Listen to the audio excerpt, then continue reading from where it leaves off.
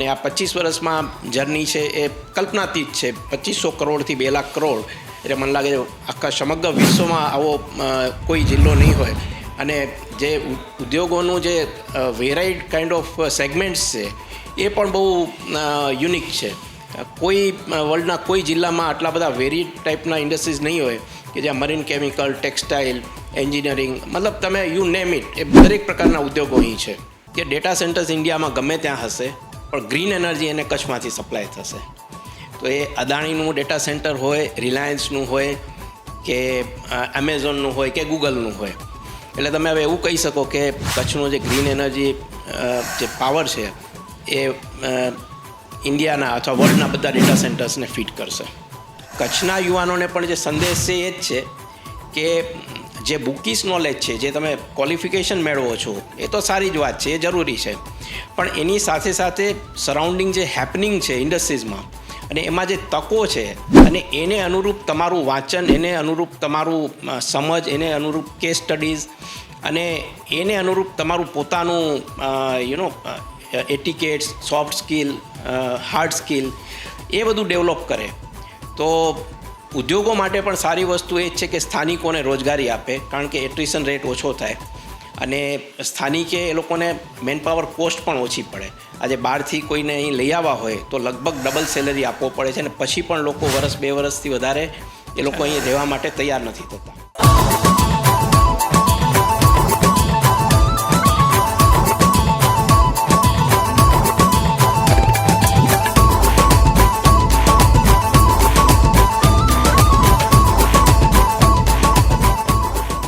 નમસ્કાર દર્શક મિત્રો, કચ્છ મિત્ર પોડકાસ્ટમાં આપ સૌનું સ્વાગત છે. કચ્છ એટલે ખેતી અને પશુપાલનનો જિલ્લો. આપણે જાણીએ છીએ કે કચ્છની ખેતી, કચ્છનું પશુપાલન વર્ષોથી એની વાતો, એની સ્ટોરીઝ ફેલાતી રહે છે. પણ આજનું કચ્છ ઉદ્યોગોનું કચ્છ છે, કારણ કે ધરતીકંપ 2001ના ધરતીકંપ પછી કચ્છનો જે ઔદ્યોગિક વિકાસ થયો અને આજે આપણે જાણીએ છીએ કે માત્ર ગુજરાતના કે ભારતના જ નહીં પણ દુનિયાના પણ મોટા ઉદ્યોગ ગ્રહોએ કચ્છ તરફ નજર કરી છે. અને 2 મહાબંદર, વિશાળ સાગરકાંઠો, એટલે એમ કહી શકાય ઔદ્યોગિક વિકાસ માટે સ્કાય ઇઝ ધ લિમિટ. આપણે આ બધી વાતો કરવા માટે આપણી વચ્ચે આજે આવ્યા છે નિમિષભાઈ ફડકે. નિમિષભાઈનો હું પરિચય આપું. નિમિષભાઈ છે federation of Kutch industries association, જે ફોકિયાના નામે પોપ્યુલર છે, એના એ ફાઉન્ડર MD છે અને પોતાનું એક comfort Insta private limited is also એના પણ ફાઉન્ડર MD છે. અને એથી વિશેષ હું તો એમ કહીશ નિમિષભાઈને મિત્ર દાવે કે કચ્છના ઉદ્યોગોના કે ઉદ્યોગપતિઓ માટે એક એડવાઇઝર કે ડૉક્ટર તરીકે ભૂમિકા ભજવે છે. નિમિષભાઈ, મારો પહેલો સવાલ એ છે કે મેં જે શરૂઆતમાં કહ્યું કે કચ્છ આજે બદલાઈ ગયું છે અને કચ્છ આજે જબરજસ્ત ઔદ્યોગિક વિકાસ થયો છે. આજની તારીખમાં કચ્છના ઉદ્યોગોની પરિસ્થિતિ શું છે? દીપકભાઈ, કચ્છમાં આજે લગભગ એવું કહી શકાય કે 1,70,000 કરોડ જેવું ઇન્વેસ્ટમેન્ટ કાર્યરત છે. જે તમે બહુ રાઇટલી કીધું કે અર્થક્વેક પહેલાં આપણે ખેતી અને પશુપાલનના જિલ્લા તરીકે ઓળખાતા હતા. અર્થક્વેક પહેલાં લગભગ 2,500 કરોડનું ઇન્વેસ્ટમેન્ટ હતું, આજે 1,70,000 કરોડનું ઇન્વેસ્ટમેન્ટ છે. અને ડિરેક્ટલી ઇનડિરેક્ટલી આમ જોઈએ તો લગભગ 4 લાખ લોકોને રોજગારી પૂરા પાડે છે આ ઉદ્યોગો. એટલે હવે ચોક્કસ એવું કહી શકાય કે કચ્છ આર્થિક ગતિવિધિઓને કારણે અને ઔદ્યોગિક આર્થિક ગતિવિધિઓને કારણે વિશ્વભરમાં પ્રસિદ્ધ થયું. નિમિષભાઈ, તમે જે વાત કરી કે ધરતીકંપ પહેલાં કચ્છમાં લગભગ 2,500 કરોડનું ઇન્વેસ્ટમેન્ટ હતું ને આજે લગભગ નિયર અબાઉટ 2 લાખ કરોડ જેટલું ઇન્વેસ્ટમેન્ટ પહોંચી ગયું છે. તો આ જર્ની કે આ ટ્રાન્સફોર્મેશન કઈ રીતે થયું? આમાં મેઇન જોવા જઈએ તો જે 2001નો જે અર્થક્વેક આવ્યો અને ત્યારે જે બધું જ તહસ નહસ થઈ ગયું હતું, ત્યારે ઇકોનોમિક રિહેબિલિટેશન કચ્છનું કેવી રીતે કરવું એની બધા મિત્રો ચર્ચા કરતા હતા. અને ત્યારે જે એક વાત નિષ્કર્ષ આવી કે આપણે કેન્દ્ર સરકાર, રાજ્ય સરકાર પાસે કોઈ ફિસ્કલ ઇન્સેન્ટિવ્સ એટલે આર્થિક રાહતો કોઈ જો નવા આવનારા ઉદ્યોગોને મળી શકે એના માટેની માંગણી કરવી જોઈએ. અને માનનીય વાજપેયીજી પાસે એ માંગણી ફોકિયાના નેજા હેઠળ જ્યારે થઈ અને વાજપેયીજીએ બહુ જ કવિ હૃદય હતા, જેમ આપણે જાણીએ છીએ. He was so gracious enough. એમણે એમ કહ્યું કે જે કરવું પડશે અમે કરવા માટે તૈયાર છીએ. અને એમણે અહીં જ્યારે મને લાગે છે જૂન 2001માં ભુજ ખાતેની જાહેર સભામાં જે ફિસ્કલ ઇન્સેન્ટિવ્સની જાહેરાત કરી અને ત્યાં જ માનનીય કેશુભાઈએ પણ રાજ્ય સરકાર વતી વેચાણ વેરા માટે રાહતની છૂટછાટ આપી નવા ઉદ્યોગોને. ત્યારથી જે ઉદ્યોગોની જર્ની ચાલુ થઈ અને એ ફિસ્કલ ઇન્સેન્ટિવ્સ ડિક્લેર થવાને કારણે લગભગ 13,000 કરોડ જેવું ઇન્વેસ્ટમેન્ટ કચ્છમાં આવ્યું. અને એ ઇન્વેસ્ટમેન્ટ આવ્યા પછી એ જ્યારે કચ્છમાં લોકો આવ્યા, એન્ટરપ્રિનર્સ આવ્યા, અને જ્યારે વર્લ્ડ ઓવર બધા ઇન્વેસ્ટર્સને ખબર પડી કે આ જિલ્લો અનટેપ છે, અહીં 2 મોટા પોર્ટ છે, કંડલા અને મુન્દ્રા, અને આ જિલ્લામાં બહુ પોટેન્શિયલ રહેલું છે, વિશાળ જમીનો છે, સારામાં સારું ઇન્ફ્રાસ્ટ્રક્ચર છે, લગભગ 265 જેટલા મેજર અને માઇનર મિનરલ્સ છે. એટલે આ બધી જ શક્યતાઓ અને તકો જોઈ અને પછી આજે એવું કહી શકાય કે દુનિયાભરના ઇન્વેસ્ટર્સ છે અહીં કાર્યરત છે. લગભગ 2 લાખ કરોડનું, જેમ આપણે કહ્યું, એટલું ઇન્વેસ્ટમેન્ટ આજે કાર્યરત છે. અને આ 25 વર્ષમાં જર્ની છે એ કલ્પનાતીત છે. 2500 કરોડથી 2 લાખ કરોડ એટલે મને લાગે આખા સમગ્ર વિશ્વમાં આવો કોઈ જિલ્લો નહીં હોય. અને જે ઉદ્યોગોનું જે વેરાઇડ કાઇન્ડ ઓફ સેગમેન્ટ્સ છે એ પણ બહુ યુનિક છે. કોઈ વર્લ્ડના કોઈ જિલ્લામાં આટલા બધા વેરિડ ટાઈપના ઇન્ડસ્ટ્રીઝ નહીં હોય કે જ્યાં મરીન કેમિકલ, ટેક્સટાઇલ, એન્જિનિયરિંગ, મતલબ તમે યુ નેમ ઇટ, એ દરેક પ્રકારના ઉદ્યોગો અહીં છે. તો અનેક રીતે ઔદ્યોગિક રીતે આ જિલ્લો અનોખો છે અને પોતાનું એક સ્થાન વર્લ્ડ મેપ ઉપર એણે ઔદ્યોગિક જગતમાં બહુ સારી રીતે મૂક્યું છે. એક સમય એવો હતો કે સસ્ટેન કરવું અથવા તો પ્લાન્ટ ટકાવવો, અહીંયાની સ્કિલ વર્કર મેળવવા, ઘણા બધા પડકારો આવ્યા. અને એ બધા પડકાર પાર કરીને આજે તો કચ્છ એક ધમધમતું ઔદ્યોગિક મથક બની ગયું છે. તો આ જે ચેલેન્જીસ અને જે વચ્ચેની જે વાતો છે કે જે કયા પડકાર આવ્યા અને ઉદ્યોગો કચ્છમાં સફળ શા માટે થયા, એનું કયું પરિબળ, એ વિશે આપ કંઈ કહો. આપે બહુ જ સાચી વાત કહી દીપકભાઈ. કારણ કે જ્યારે ફિસ્કલ ઇન્સેન્ટિવ્સ ડિક્લેર થયા એ વખતમાં ઇન્વેસ્ટમેન્ટ છે શરૂના 3 વર્ષોમાં તો હાર્ડલી 700-800 કરોડનું, શરૂના પહેલાં 4 વર્ષોમાં. કારણ કે ભૂકંપના આંચકાઓ સતત ચાલુ હતા અને અમે અક્રોસ ઇન્ડિયા બહુ બધા એન્ટરપ્રિનર્સને મળવા જતા હતા કે તમે કચ્છમાં ઇન્વેસ્ટમેન્ટ કરો. પણ લોકોનો એ માટેનો વિશ્વાસ બહુ ધીમો હતો. અને એનું મેઇન કારણ એ હતું કે ઇન્ફ્રાસ્ટ્રક્ચર ઘણું બધું અહીં તહસ નહસ થઈ ગયું હતું ને જે ઇન્ડસ્ટ્રીઝ માટે જોઈએ એ પ્રકારનું ઇન્ફ્રાસ્ટ્રક્ચર હતું નહીં. પણ મોદી સાહેબે એ વખતે, મને બરાબર યાદ છે, ને એમાં હું વેલ્સપનના BK ગોયંકાજીનું ઉદાહરણ ઘણી જગ્યાએ આપું છું, એ પોતે પણ પોતાની દરેક સ્પીચમાં કહે છે કે એના જેવા એન્ટરપ્રેનર્સને મોદી સાહેબે એમ કહ્યું કે તમારે જે ઇન્ફ્રાસ્ટ્રક્ચર જોઈએ એ અમે પૂરું પાડશું, તમે ઇન્ફ્રાસ્ટ્રક્ચરની ચિંતા નહીં કરો, તમે અહીં આવો, ઉદ્યોગ કરો, અને અમારો રાજ્ય સરકારનો પૂરેપૂરો સહકાર તમને રહેશે ને બધું જ ઇન્ફ્રાસ્ટ્રક્ચર અમે પ્રોવાઈડ કરશું. એટલે એમના એ જે શબ્દો છે એના કારણે એન્ટરપ્રેનરમાં એક વિશ્વાસનો સંચાર થયો. અને છેલ્લા વર્ષમાં લગભગ, એટલે જ્યારે ફિસ્કલ ઇન્સેન્ટિવ્સ પૂરા થવાના હતા એનું છેલ્લું જે વર્ષ હતું એમાં લગભગ 10-11 હજાર કરોડનું ઇન્વેસ્ટમેન્ટ એક સાથે આવ્યું. એટલે અધરવાઇઝ તો અમને એવું હતું કે આટલું બધું આપણે મળ્યું છે પણ આપણે એનો લાભ લેવામાં કદાચ પાછા પડશું ને આપણાથી કંઈ ખોટું મંગાઈ ગયું છે, એવું નથી ને એમ. પણ આજે એવું લાગે છે કે એ ફિસ્કલ ઇન્સેન્ટિવ્સ જે વાજપેયીજી આપ્યા અને પછી મોદીજીએ જે પ્રકારે ઇન્ફ્રાસ્ટ્રક્ચર ઊભું કર્યું એના કારણે વર્લ્ડ ઓવરના એન્ટરપ્રેનર્સનો વિશ્વાસ આવ્યો ગુજરાતમાં અને કચ્છમાં, અને એના કારણે અહીં ઇન્વેસ્ટમેન્ટ આવ્યું. નિમેશભાઈ, કચ્છમાં જે બહુ મોટા પ્લેયર્સની હાજરી છે અને તમે જે વાત કરી કે વેલ્સપન બહુ સારું મોટા પાયે કામ કરે છે, એવી રીતે જિંદાલ છે, અદાણીસ છે, અને હવે તો રિલાયન્સ પણ હ્યુજ ઇન્વેસ્ટમેન્ટ સાથે કચ્છમાં આવી રહ્યા છે. આજે એમ લાગે છે કે છેલ્લા કેટલાક વર્ષોથી જે ઇન્ડસ્ટ્રીયલ જે ગવર્મેન્ટનું જે વિઝન છે એ ગ્રીન એનર્જી ઉપર ફોકસ વધી ગયું છે. અને આજે આપણે મને લાગે છે વન ઓફ ધ લાર્જેસ્ટ એશિયામાં સૌથી મોટો પ્લાન્ટ ખાવડા પાસે છે, અદાણીએ નાખ્યો છે, અને બીજા ઘણા બધા પ્લેયર્સ આમાં આવી રહ્યા છે. તો ગ્રીન એનર્જીનું એના જે ડેવલપમેન્ટ વિશે આપ શું કહો છો? આમ જોવા જઈએ તો આપણે એવું કહી શકીએ કે ખાલી ઇન્ડિયાનું નહીં, એશિયાનું નહીં, પણ વર્લ્ડનું ગ્રીન એનર્જીનું મોટામાં મોટું હબ અત્યારે કચ્છ ઉભરીને થઈ ગયું છે. વર્લ્ડનો મોટામાં મોટો green energy renewable energy park Khavda ખાતે 40 ગીગાવોટની કેપેસિટી સાથે કાર્યરત થવા જઈ રહ્યો છે. On top of that Reliance લગભગ 6 લાખ કરોડનું ઇન્વેસ્ટમેન્ટ 100 ગીગાવોટ આરી પાર્કમાં ઇન્વેસ્ટ કરીને રિલાયન્સ પણ કરવાનું છે. એટલે લગભગ એવું કહી શકાય કે 140 ગીગાવોટ જેટલું આરીનું જનરેશન ખાલી કચ્છમાંથી થશે અને એ સમગ્ર ઇન્ડિયાની આરી જનરેશનના 50% હશે. એટલે આના ઉપરથી તમે એનો સ્કેલ કેટલો છે એનો ખ્યાલ તમને આવી શકે છે. ગ્રીન હાઇડ્રોજનમાં લગભગ 4 લાખ કરોડનું ઇન્વેસ્ટમેન્ટ દીનદયાલ પોર્ટ જે ગ્રીન હાઇડ્રોજન હબ ઊભું કર્યું છે ત્યાં આવી રહ્યું છે. એટલે આ બધું જ જો કમ્બાઈન કરો તો એવું કહી શકાય કે ગ્રીન એનર્જીનું હબ તરીકે તો ઊભું થયું જ છે કે અત્યારે જેમ ક્રૂડ ઓઇલની ને બધી વાત થાય છે તો એ પણ એક એનર્જીનો સોર્સ છે. પણ એના કરતાં વધારે એને પેરેલલી જે આ નવો એનર્જીનો સોર્સ એક ઊભો થયો છે આરી રિન્યુએબલ એનર્જીના ફોર્મમાં, અને more importantly this is towards sustainable journey. એટલે જે ક્રૂડ ઓઇલનું કન્ઝપ્શન ધીમે ધીમે આપણે ઓછું કરીએ છીએ અને આરી પર ફોકસ કરીએ છીએ. એના માટે પેરિસ એગ્રીમેન્ટમાં મોદી સાહેબે કમિટમેન્ટ આપ્યું બાય 2030 આપણે લગભગ 500 ગીગાવોટ જેવું ગ્રીન એનર્જીનું જનરેશન કરવાની એક કેપેસિટી સુધી પહોંચવાની આપણે કમિટમેન્ટ આપ્યું.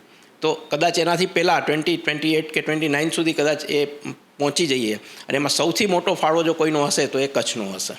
એટલું ચોક્કસ છે કે ડેટા સેન્ટર્સ ઇન્ડિયામાં ગમે ત્યાં હશે પણ ગ્રીન એનર્જી એને કચ્છમાંથી સપ્લાય થશે. તો એ અદાણીનું ડેટા સેન્ટર હોય, રિલાયન્સનું હોય કે એમેઝોનનું હોય કે ગૂગલનું હોય, પણ કચ્છનું જે ગ્રીન એનર્જી છે, because green energy renewable energy છે એની કોસ્ટ અત્યારે લેટેસ્ટ આમ ટેન્ડર્સમાં જે ડિસ્કવર થઈ છે એ લગભગ ₹2.40 થી ₹2.60 જેવું વિથ બેન્કિંગ છે. હવે આટલું ચીપ પાવર અને આટલી હ્યુજ ક્વોન્ટિટીમાં પાવર મળવો મુશ્કેલ છે. એટલે તમે હવે એવું કહી શકો કે કચ્છનું જે ગ્રીન એનર્જી જે પાવર છે એ ઇન્ડિયાના અથવા વર્લ્ડના બધા ડેટા સેન્ટર્સને ફીડ કરશે. અત્યારે જે કચ્છમાં જે ઉદ્યોગો કામ કરે છે, ઔદ્યોગિક એકમો, એની કોઈ અત્યારે કોઈ એવી રિક્વાયરમેન્ટ કે એવી નીડ્સ ખરી કે જે ગવર્મેન્ટ જેના ઉપર ફોકસ વધુ સારી રીતે કરી શકે? ઓવરઓલ જોઈએ 25 વર્ષની જર્ની, કારણ કે ફોકિયાની સ્થાપનાને પણ લગભગ 25 વર્ષ થયા. તો 25 વર્ષની જર્નીમાં રાજ્ય સરકાર અને કેન્દ્ર સરકારનો બહુ જ સારો સહયોગ રહ્યો છે અલગ અલગ ક્ષેત્રોમાં.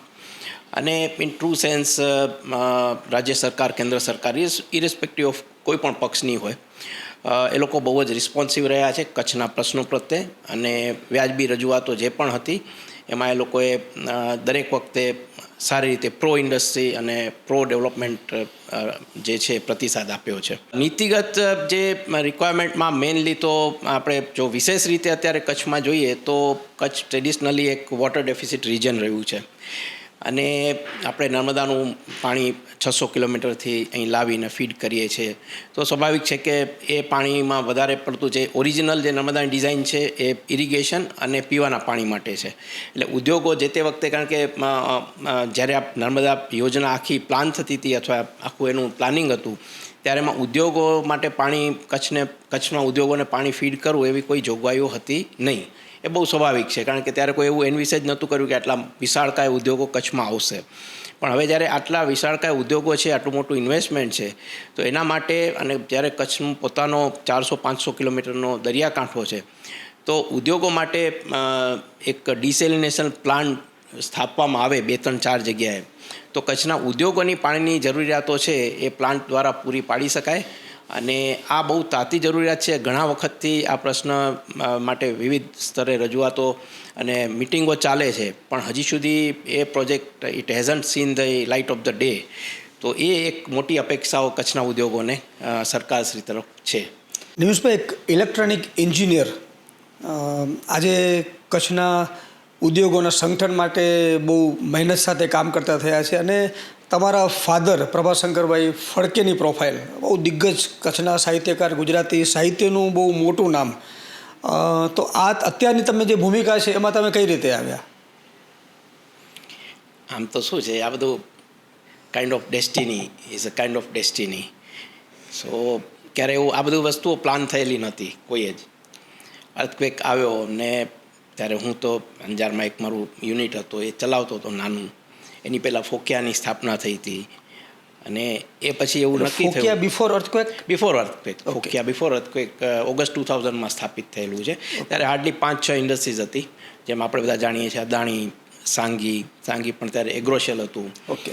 અને અમે એમએસએમઈના 3-4 યુનિટ હતા. એટલે અમે બધાએ નક્કી કર્યું કે ઇન્ડસ્ટ્રીઝના પ્રશ્નો, ડેડિકેટેડ પ્રશ્નો હોય છે જે ટ્રેડ અને કોમર્સને એનાથી અલગ હોય છે, એટલે એના માટેનું એક સંગઠન હોવું જોઈએ. આશાપુરા હતું, આશાપુરાનો આ વિચાર હતો. અને પછી બાકીના બધી ઇન્ડસ્ટ્રીઝે અદાણી વગેરે પણ એને વધાવી લીધો. અને ત્યારે એવું નક્કી થયું કે ભાઈ હું ને રસિકભાઈ આશાપુરા વતી હતા, રસિકભાઈ મામતોરા, અને બધા લોકોનો એક મ્યુચ્યુઅલ જેને કહેવાય કે બધાનું સિનર્જી એક બેસી ગઈ. અને ત્યારથી એ પ્રશ્નો થયા. અનફોર્ચ્યુનેટલી કે જે એ અર્થક્વેક આવ્યો એટલે જવાબદારીઓ વિશેષ વધી ગઈ.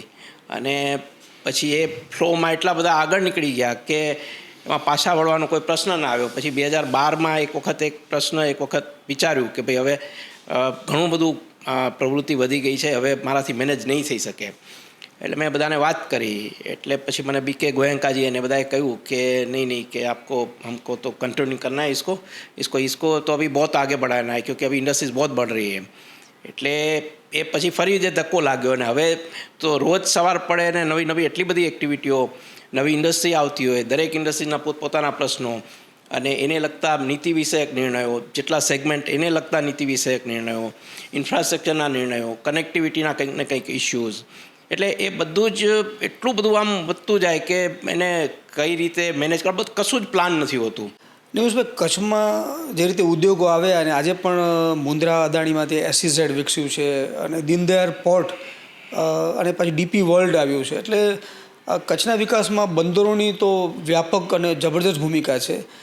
આજે એક સવાલ એ થાય છે કે કચ્છમાં ઔદ્યોગિકરણ કે કચ્છના ઔદ્યોગિક વિકાસનો કોઈ સેચ્યુરેશન પોઈન્ટ આવી ગયો છે કે હજી પણ એમાં ઓપોર્ચ્યુનિટીઝ છે?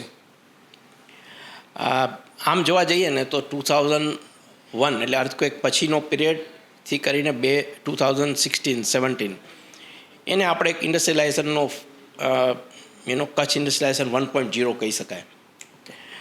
કારણ કે આમ કચ્છનું ઔદ્યોગિક રીતે જોઈએ તો અર્થક્વેક પહેલાં તો ઔદ્યોગિક નકશામાં કચ્છનું કોઈ મોટું કન્ટ્રીબ્યુશન નહોતું. પણ જે કંઈ સ્ટાર્ટ થયું 2001 પછી અને 2016 સુધી જ્યારે અમને પણ એવું લાગતું હતું કે હવે now it is a full stop.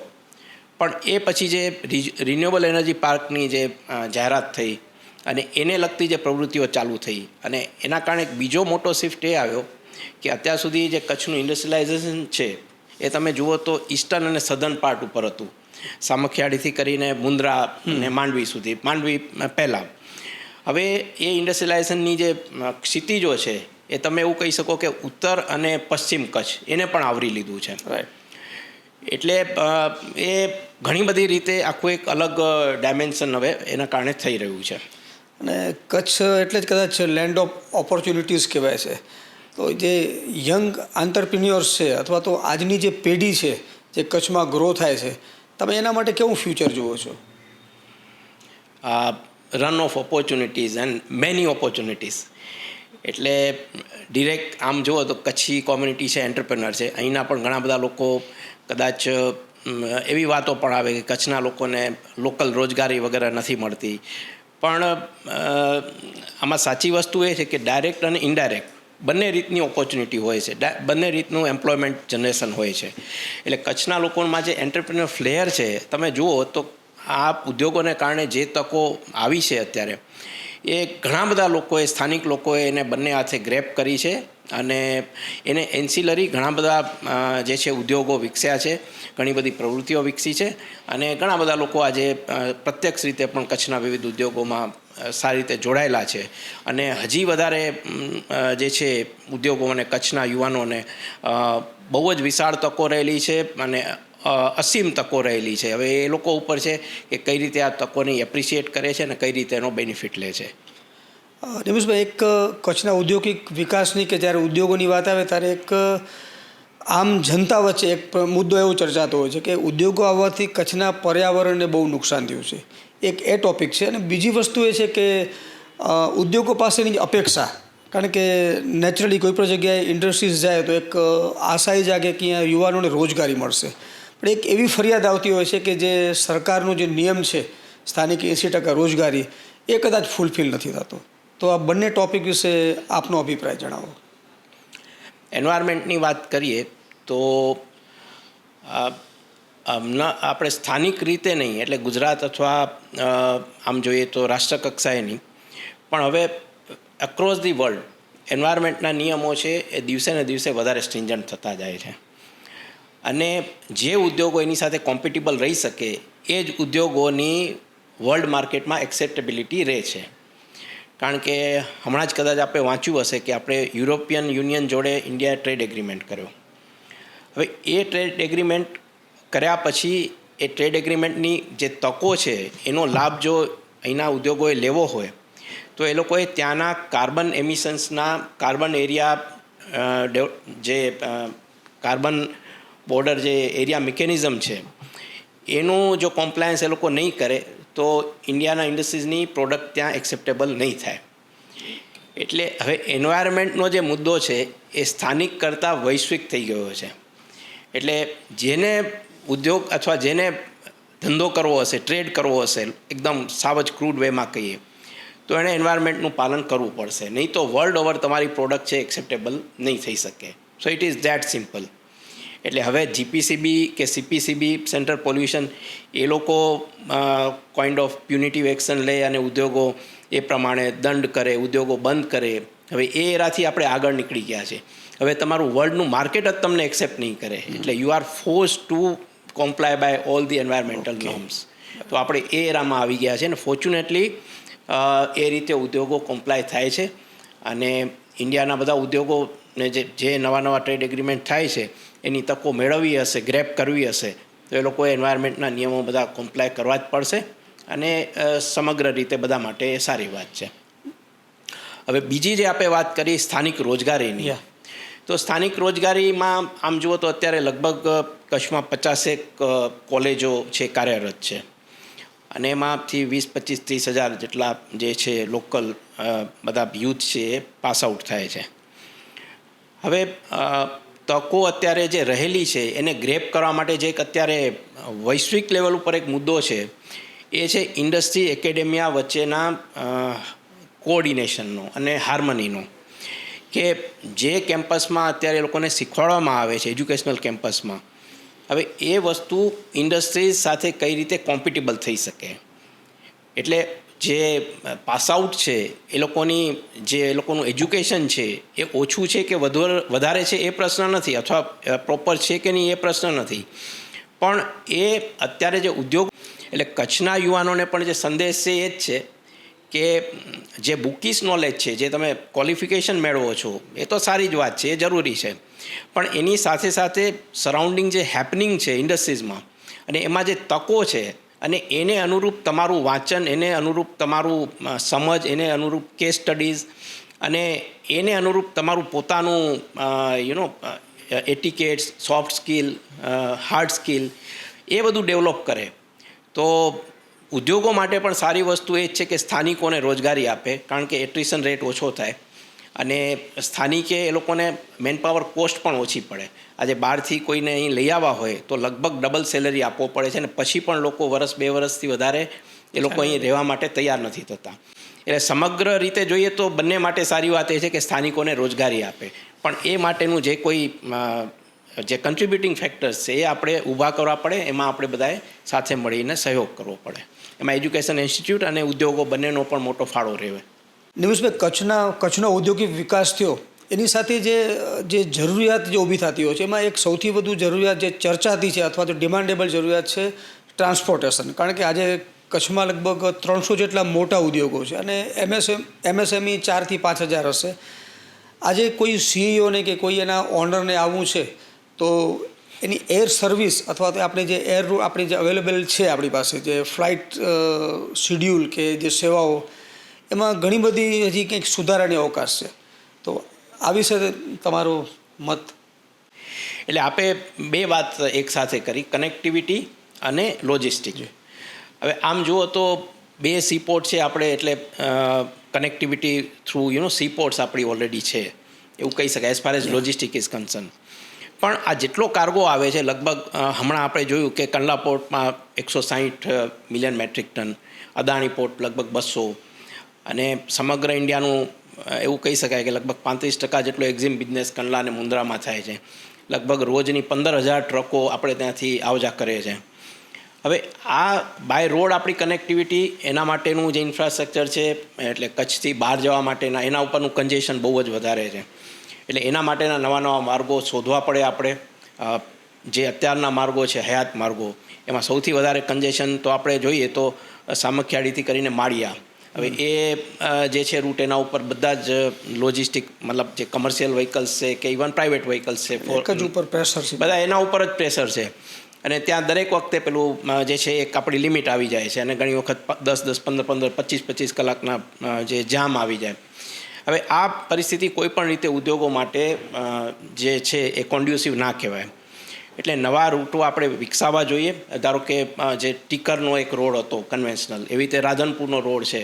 અને અત્યારની આપણે જે પ્લાનિંગ છે એ સપોઝ 6 લેનનું કે 4 લેનનું પ્લાન કરીએ છીએ. ધારો કે ભુજ ખાવડા રોડ છે તો હવે પશ્ચિમ કચ્છનો જે રીતે પશ્ચિમ અને ઉત્તર કચ્છનો વિકાસ થાય છે એની પ્રમાણે આપણે જે નેશનલ હાઈવે કે સ્ટેટ હાઈવે છે એ લોકોની જે પ્લાનિંગની પેસ છે એને મેચ નથી કરી શકતા. કારણ કે ભુજ ખાવડાનો ધારો કે 4 લેનનું અત્યારે પ્રપોઝ કર્યું છે તો આજની રીતે જોઈએ તો ભુજ ખાવડાની જરૂરિયાત 6 લેનની છે. એટલે ગવર્મેન્ટે આમાં થોડું જે છે ને એડવાન્સ વિચારવું પડે. એટલે તો એ લોજિસ્ટિકનું થઈ શકશે ને આપણે કંડલા અને મુન્દ્રા પોર્ટ પોતાને ત્યાં ગમે એટલી બર્થ વધારે પણ જ્યાં સુધી કાર્ગો ઇવેક્યુએશનની પરિસ્થિતિ સારી નહીં થાય ત્યાં બંને પોર્ટનું એક સેચ્યુરેશન આવી જશે અને આપણે એક બહુ મોટી બંદરીય વેપારની પણ એક તક આપણે ખોઈ બેસશું. એટલે એના માટે થઈને પણ લોજિસ્ટિકની પરિસ્થિતિ આપણે આને સેટરાઇટ કરવી પડે. નવા માર્ગો અને કન્વેન્શનલ જે માર્ગો છે એને વધારે ઝડપથી પહોળા કરવા જોઈએ વિધિન કચ્છ અને કચ્છની બહાર નીકળતા. એવી જ રીતે એરપોર્ટ અને એર કનેક્ટિવિટી, એ રીતે જે આપણે કનેક્ટિવિટીની વાત કરી એ બહુ જ યોગ્ય પ્રશ્ન છે અને બહુ જ અત્યારે જેને કહેવાય કે સૌથી વધારે બર્ડન હોય અથવા બોધરિંગ જો ક્વેશ્ચન હોય તો એ રેલવે કે ફ્લાઇટથી કનેક્ટિવિટીનો છે. અત્યારે પહેલાંની કમ્પેરિઝનમાં ફ્લાઇટોની પરિસ્થિતિ વધી છે. દિલ્હી ભુજની ફ્લાઇટ પણ ડાયરેક્ટ મળી છે. પણ again at the cost of repetition let me tell you કે આ કનેક્ટિવિટી હજી પૂરતી નથી જે ઇન્ડસ્ટ્રીયલાઇઝેશન છે. કારણ કે આપણું જે મુન્દ્રા અને કંડલા પોર્ટ છે એના હિન્ટરલેન્ડ લગભગ 10-12 સ્ટેટ છે.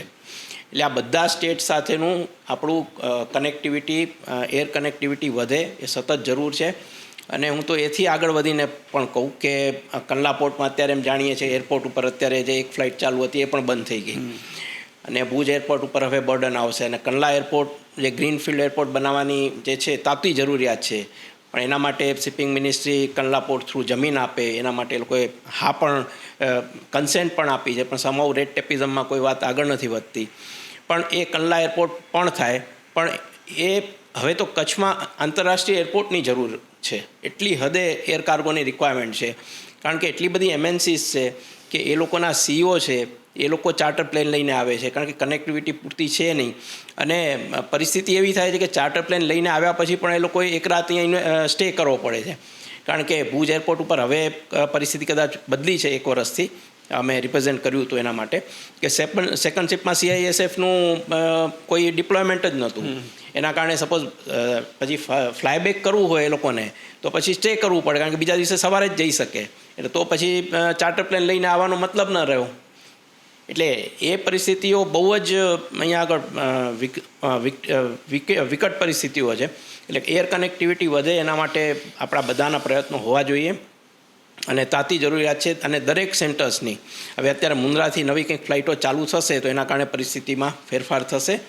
અને હજી પણ એ બધું અચ્છા એની સાથે ઇમ્પોર્ટન્ટ વસ્તુ છે એર કાર્ગો મૂવમેન્ટ. છેલ્લા 3 વર્ષથી એનું પણ સેન્કશન થયેલું છે ભુજ એરપોર્ટ ઉપર અને એર ઇન્ડિયા જે છે એને મંજૂરી મળેલી છે. પણ તેમ છતાં 3-4 વર્ષથી ભુજ એરપોર્ટ ઉપરથી કોઈ પણ એર કાર્ગોની મૂવમેન્ટ નથી થતી. જ્યારે કચ્છની વિવિધ ઇન્ડસ્ટ્રીઝ છે ખાલી ગાંધીધામ SEZમાંથી જ કેટલો બધા કાર્ગો એ લોકો ડેલી ગાંધીધામથી અમદાવાદ મોકલે છે. એવી રીતે ભુજ ને કચ્છની વિવિધ ઇન્ડસ્ટ્રીઝમાંથી એ કાર્ગો અમદાવાદ જાય અને એના અભાવમાં ફૂડ પ્રોસેસિંગ થઈ નથી શકતું, ડેવલપ નથી થઈ શકતું. એટલે આ બધી જ વસ્તુઓ મલ્ટીમોડાલ લોજિસ્ટિક માટે પણ એર કનેક્ટિવિટી વધે અને ઇન્ટરનેશનલ એરપોર્ટ થાય જરૂરી છે. અને કે જ્યોગ્રાફિકલી જે પરિસ્થિતિ 2 સીપોર્ટની છે એવી જ પરિસ્થિતિ એર રૂટ ઉપર છે કચ્છની. એટલે બંને રીતે ઇટ ઇઝ વેરી વાઇટલ. પણ હવે આપણી પાસે જે લોકશાહીમાં હેડ કાઉન્ટ છે એ અનફોર્ચ્યુનેટલી 6 MLAs છે ને 1 MP છે, એટલે કદાચ જે એ સ્ટ્રેન્થ આપણી પોલિટિકલ ઓછી પડે છે કે ઉદ્યોગોનું રજૂઆતો નબળી પડે છે, મને ખબર નથી, પણ એ બંને હોઈ શકે, આઈ ડોન્ટ નો. પણ એ બધાએ એના માટે સતત વધારે પ્રયત્ન કરે તો કાર્ગો લોજિસ્ટિક અને કનેક્ટિવિટી બંને માટે ઘણું બધું કરવાની જરૂર છે. નિમેશભાઈ, આપનું ખૂબ ખૂબ આભાર. કચ્છ મિત્ર પોડકાસ્ટમાં આપ આવ્યા અને આટલું બધું નોલેજ તમે શેર કર્યું. Thank you Deepakbhai, thank you so much.